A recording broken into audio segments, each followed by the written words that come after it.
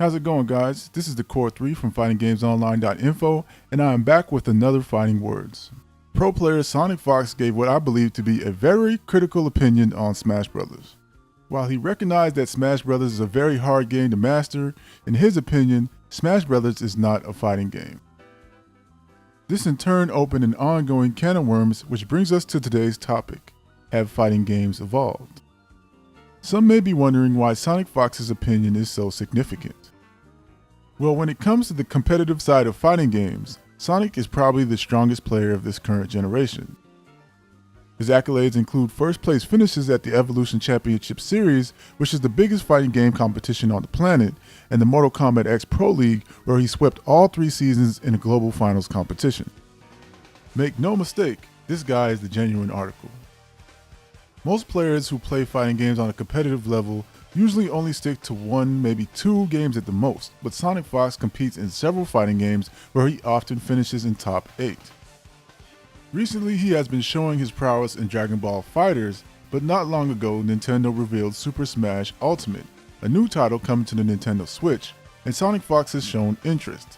He even went as far as to challenge Zero, a player who has dominated in the latest Smash Bros., to an exhibition match after the game releases in December. Given Sonic Fox's vast knowledge of fighting games, it would be easy to agree with him on his analysis except for one thing. If it's not a fighting game, then what is it? Many sought the game's developer Mahashiro Sakurai for this answer, and ultimately, the answer that the developer gave was not as straightforward as many would have liked it to be. From what I understand of Sakurai and the many interviews he has given asking the question about the genre of his game, he doesn't seem to care for labels. Even though Sakurai noted fighting games as the initial base when he originally conceived Smash, he cited a barrier for entry as his reason for moving his idea in a different direction.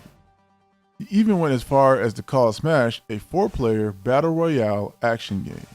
Now, in some ways that does not feel too far off given the 4-player free-for-all nature of Smash, but there are many other games that act this way and still have a genre label, so this seems a bit ambiguous.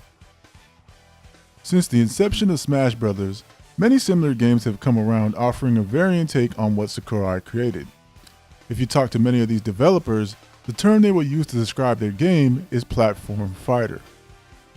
This, in my opinion, feels like a great fit given the nature of what these games exhibit. The pitfall environments copy the feeling of platforming, while the versus-like nature of knocking an opponent off of these environmental battle zones naturally give off the sensation of a fight. Add other fighting game concepts like throws, zoning, juggling, and spacing, and ultimately you have what seems to be a fusion of both the platforming and fighting game genre. So why is this view so hard to accept for some people? Only one word comes to mind: tradition. Tradition seems to play a huge role in this argument because it involves a very beloved genre.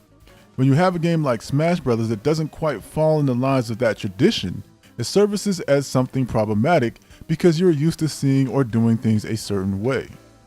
Smash Bros. And other genre-bending games like it basically break this tradition. And so when it comes to the discussion of inclusion, is then we see the underlying truth of why some cannot accept it being the evolution of what some of us believe to be a subgenre.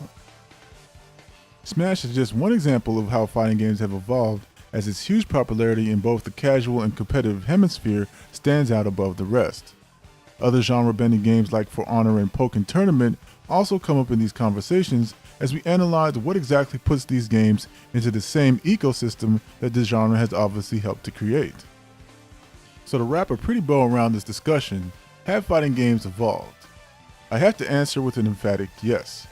If there is one thing I've learned in my over 20 years of gaming, is that influence or inspiration often creates an unexpected change.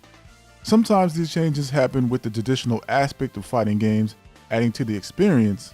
In other cases, it takes those aspects away, leaving just remnants to create an entirely different playing experience. I have seen this happen countless times across different genres, and I don't think this is ever going to change because new ideas are often drawn from other ideas. So what are your thoughts on this topic? Put them down in the comment box below and take it easy.